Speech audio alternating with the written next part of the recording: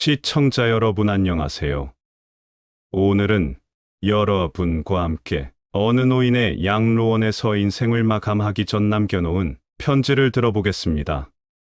금쪽같이 키운 자신들의 금쪽이 자식들이 다들 독립하고 자식들도 삶이 바빠 이제는 연락도 잘하지 않습니다. 세월이 흐를수록 시간은 더 빨라지고 부모가 늙으면 양로원에 가는 것이 이제는 당연해졌습니다. 오늘은 슬프지만 현실에서 일어나는 일들로 어느 작은 양로원에서 돌아가시기 전 마지막으로 남겨둔 어느 노인의 편지를 통해 노후를 위해 준비해야 할 일들과 앞으로 노년이 될 사람들에게 남겨놓은 조언에서 배워볼 수 있는 교훈을 들어보는 시간을 가지도록 하겠습니다.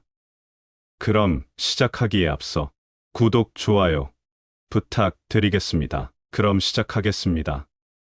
어느 양로원 할아버지의 편지. 당신들이 나를 볼 때 무슨 생각을 하십니까? 현명하지 않고 던덕스러운 성질과 초점 없는 눈을 가진 투정이나 부리는 늙은 노인네로만 보일 것입니다. 음식은 질질 흘리며 대답도 빨리빨리 못하냐고. 당신들이 나에게 큰 소리 칠 때는 나는 사실 정말 당신들이 좀 더 노력해 주기를 바랬습니다. 당신들이 귀찮다고 주먹질을 할 때는 맞아가면서도 그땐 정말 안 움직이는 몸속에서 용기를 내어 헛손질로 남아 싸우고 싶었던 것이랍니다. 당신들이 무슨 일을 하는지 못 알아차리는 것 같아 보이고 양말이나 신발한짝을 항상 잃어버리는 바보 같은 늙은 노인으로만 보여졌을 수 있습니다. 저항하든 말든 목욕을 시킬 때도 설거지 통그릇만도 못하고 대돌만도 못한 내 몸뚱이에 눈물도 쏟아냈지만 흐르는 물에 감추어져 당신들 눈에는 보이지 않았을 겁니다. 음식을 나누어 먹는 것이 아닌 그냥 먹여주는 당신들이 눈에는 가축보다 못난 노인으로 비추어졌을 겁니다.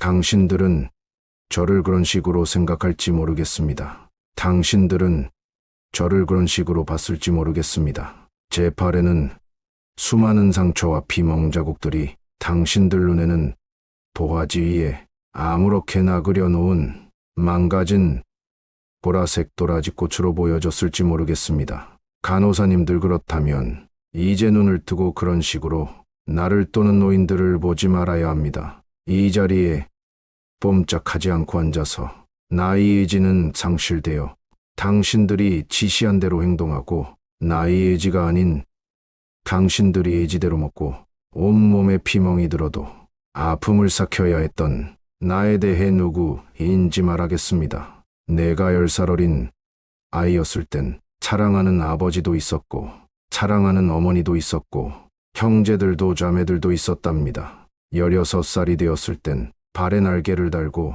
친구들과 동네에서 뛰놀며 학교에서 배움을 얻었습니다. 20살 땐 평생 이 사랑을 찾아다니며 마침내는 사랑하는 아내를 만나 평생 지키기로 약속한 사랑의 결혼서약을 기억하며 가슴이 고동쳤답니다. 25살이 되었을 땐 안아주고 감싸주는 행복한 가정을 필요로 하는 당신들 어린 시절과 같이 귀여운 어린 자녀들이 생겨났답니다. 30살이 되었을 땐 어리기만 했던 자녀들이 급속히 성장해서 서로 오래도록 지속될 관계가 맺어졌답니다. 40살이 되었을 땐 무럭무럭 자라난 아들, 딸들이 성장해서 학교 혹은 농사를 돕거나 복립하였으며 그때 여전히 나의 아내는 제 곁에 있어서 슬프지 않았답니다. 50살이 되었을 때 제 자식들은 직장에서 일을 하고 본인들이 가정을 꾸리고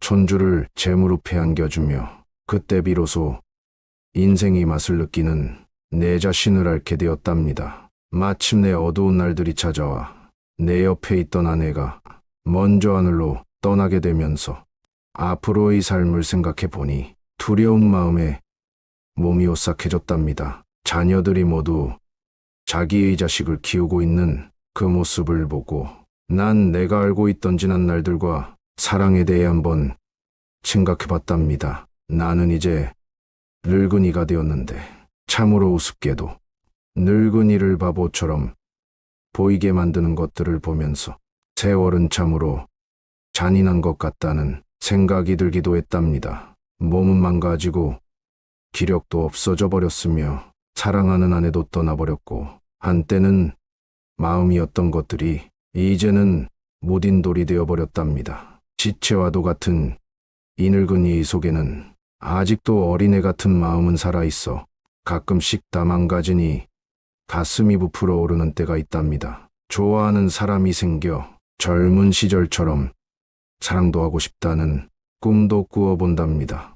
즐거웠던 일들을 기억해보고 고통스러웠던 일들을 기억해보면서 난 지금 다시 한번 삶을 사랑하며 이렇게 살아가고 있답니다. 너무 짧고 빨리 지나간 지난 날들을 생각하면서 영원한 것은 아무것도 없다는 엄연한 현실을 받아들이기로 했답니다. 제발 눈을 떠보십시오. 투정이나 부리는 늙은이로만 보지 말고 좀 더 자세히 나를 봐줬으면 합니다. 당신이 아버지는 아니나 누군가의 아버지일 수도 있고 당신이 어머니는 아니나 누군가의 어머니일 수도 있습니다. 그냥 가축에게 모이를 주듯 하지 마세요. 그냥 먹고 싶습니다. 피 멍들게 하지 말아 주십시오. 가슴 속에 멍을 안고 인생을 마감하고 싶지 않습니다. 사는 동안 간절한 내 소망입니다. 이 현실에 기반한 이야기를 들으니 이러한 일들은 누구에게나 일어날 수 있으며 사연이 비극적인 주인공이 되진 않을까 하는 생각에 두려워졌습니다.